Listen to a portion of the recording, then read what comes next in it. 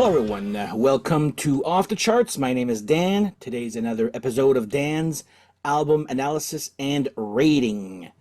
Today's choice comes from at History Geeks 101, and he suggested Kiss Asylum. All right. Now, I know I am very biased regarding Kiss, but I will truly do my best to do this a very unbiased rating for this here. It is my second favorite Kiss album. Okay, I'm just throwing it out there. But there are a few songs on there that are like, we'll get through that. But first, if you like this type of content, please like and subscribe. Tell your friends, hit the little thumbs up and the little bell to be notified when I publish new amazing content like this. And cheers to you all. I'm surprised I'm not drunk yet because this is the second episode in a row and I had to go and do a refill. I'm like, but this will be it for tonight. Anyway, doing a few at the same time. So, Kiss Asylum came out in 1985 on Mercury Records, produced by Paul Stanley and Gene Simmons. And I'm going to put the little asterisk with Gene Simmons because I'm not sure if this is the album, but there was one where Paul said, Gene wanted his name as co-producer, and he's like, you weren't even fucking there.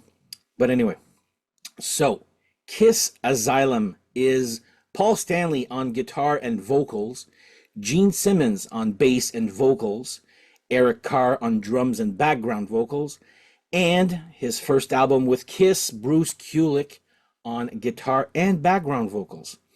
So let's go through, well, first of all, a little backstory here, just as to, you're like, why is this your second favorite album?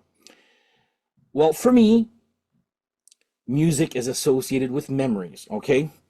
And I remember moving here to Ottawa, and I had met my friend Yan, who shared the same love of Kiss as I did, and I'm like, finally someone I can relate to.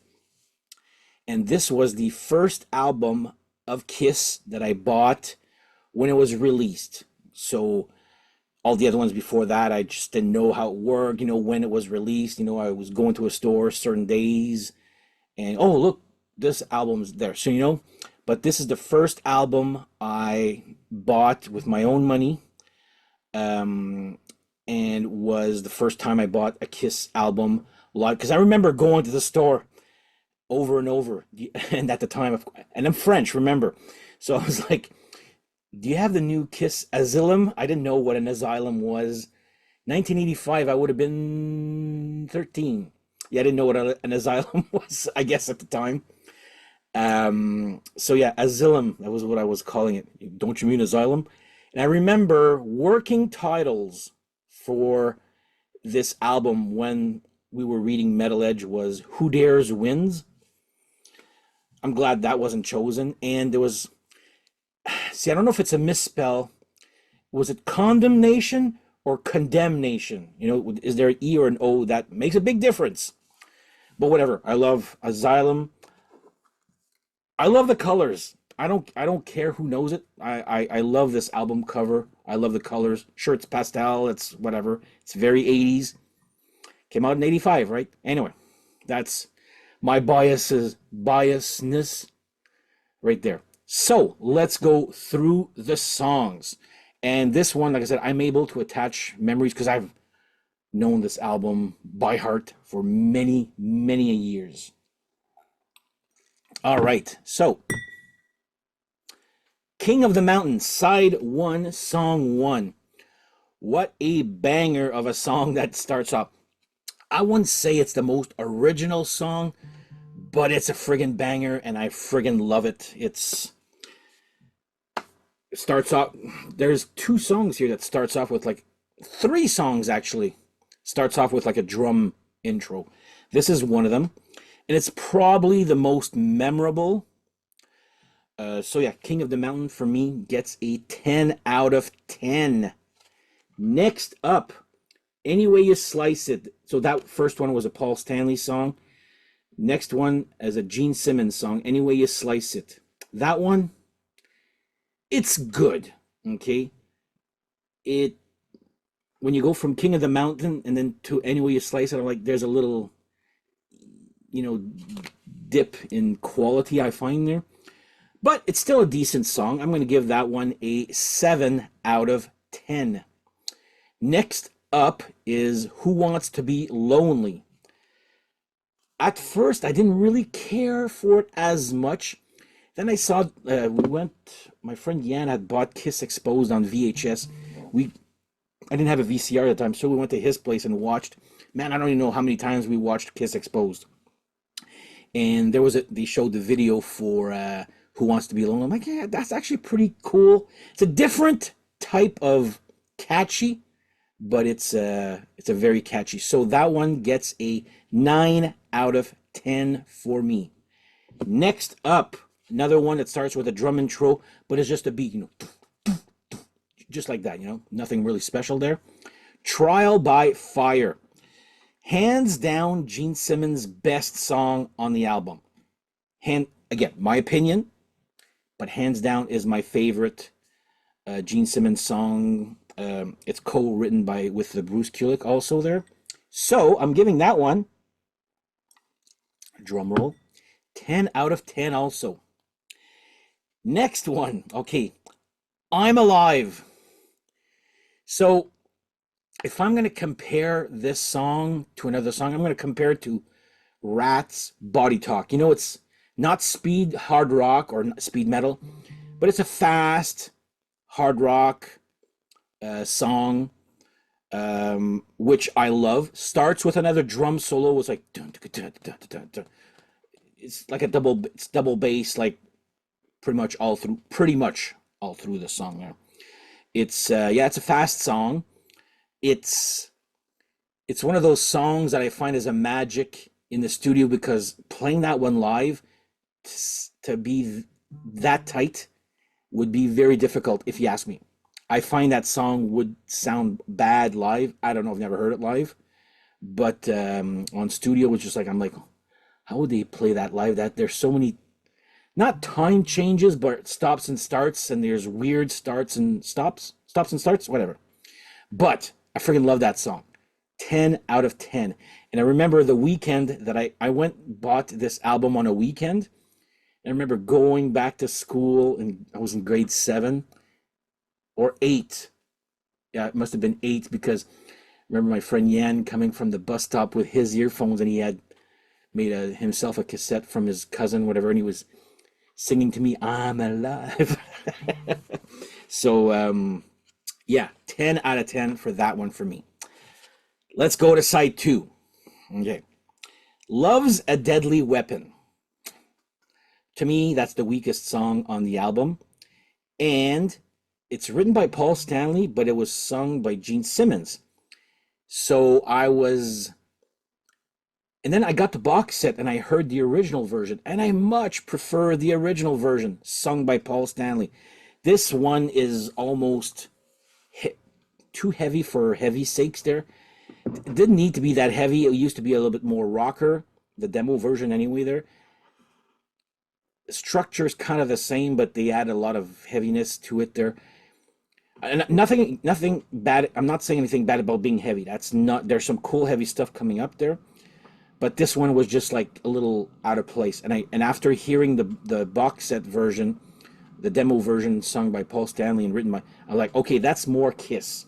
This one is not really Kiss. So I'm giving that one 6 out of 10. Okay. Next up, Tears Are Falling. I remember the exact moment I heard the song. So I bought the tape. I remember we were playing ball hockey, me and my neighbor, on my driveway, and I had my ghetto blaster out, and I played the song. And I remember doing a double take when I first heard Tears Are Falling. That's a great single. It's not my favorite. It's not my. See, I have many favorites on this song, on this album here, but it's the one that made me do a double take. I'm like, wow, that was a good That's a friggin' catchy riff and a half. So yeah, Tears Are Falling is getting 10 out of 10. Now, if you look at the video, a lot of people make fun. Oh, it's very pink. They're wearing a lot of pink stuff. That was a style back then. At the time, I didn't see anything wrong with it. I still don't see anything wrong with the pink, glitter robes, whatever. There, it was a product of its time. Everybody did it. But anyway, Tears Are Falling, 10 out of 10. It's a great song for me. Next up, another Gene Simmons song, Secretly Cruel. And I was debating, is that one my least favorite, or is it Love's a Deadly Weapon? So I do like this one a little bit more than Love's a Deadly Weapon. But it's just a good song. I don't find nothing great about it. So I'm giving that one a 7 out of 10. Next up, Radar for Love, a song pretty much nobody ever talks about. And I said earlier there was some little heaviness. It's a weird structure of a song, but it's at the end there's a like this little really heavy chug. But mind you, I would have put it earlier, but it's like in the fade out section. I'm like, man, that riff is so freaking cool. Yeah, there's a big chug, chug, chug, chug, like at the end of the song there. So Radar for Love for me gets 9 out of 10. Almost a 10, but it's the structure is a little weird for me. But hats off to making something a little bit different structure-wise. It still sounds like Kiss, don't get me wrong. Just the structure is a little odd, whatever. Odd slash cool, okay? And last but not least, we have people either like it or they think it's so cheesy, whatever.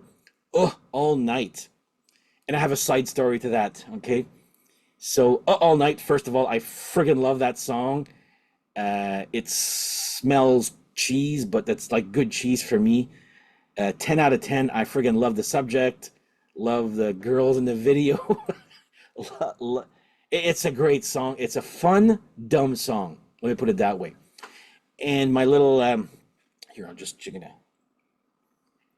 my side note. So this was in grade 8, and I remember at one time our school teacher asked, and I'm not naming names here. My close friends, if they want to know names, they'll ask me. We were asked to create a song. I guess I misheard the teacher. She's apparently it was a song about our school. We went in a totally different direction. So I took the song All Night, changed the lyrics, made it. It was a French class, so we made a French song, and it was about this guy. And this again, I would not do this. I don't condone this there, but there was a guy in our class, and he stung, and everybody knew it. He said it, so we went and created a song called "C'est toujours une moufette," which is it's always a skunk. Yeah. Anyway, I'm not the best lyricist, but anyway, and then I remember the teacher going, "Okay, class, I know this is not what the we're supposed to do, but these two are hilarious. So I want these two to go and sing this song, or sorry, recite the song." And of course, the class was saying, "Sing, sing, sing."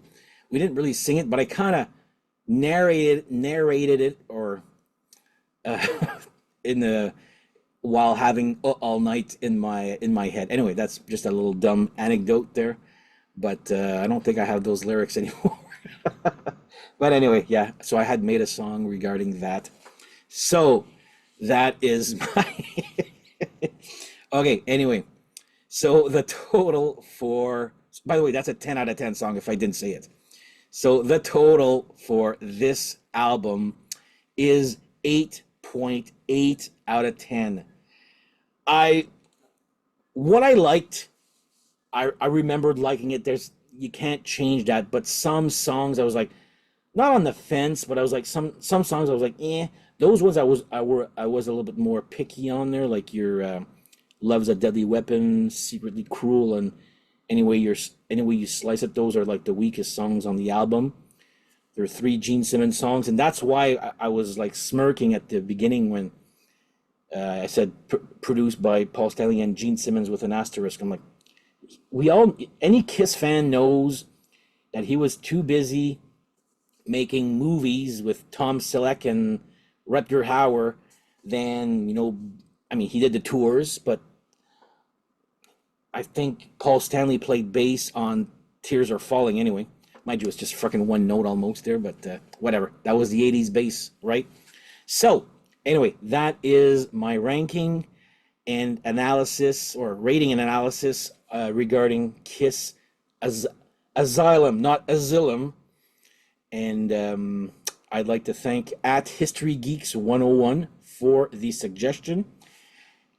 Let's be real here. This was probably one of the easiest ones for me to do, but sometimes you do need some easier ones to. I've heard this album to death. Okay, again, my second favorite Kiss album. So, if you would like to have a mention, a shout out, just leave me a suggestion of an album that you would like me to do an analysis and rating on. Try your luck. You never know with the comments. Try. You never know. I might have it. If I don't have it, usually I'll let you know, and I put it on a wish list, and then I go investigate to see if it's worthwhile buying. But if you're unsure of what my discography looks like, again, look in my Instagram profile. In the description, I post a vinyl of the day every day, and I've got over 1,500, so I've got lots to choose from. So, on that note, once again, thanks to at History Geeks 101 for the suggestion, and bring out the suggestions if you want me to do a shout out to you and a ranking of your choice. So, on that note, thank you guys for watching, and once again, thank you for stopping by this channel of all the channels out there on the YouTube world. So take care, and we shall see you guys next episode. Take care. Bye-bye.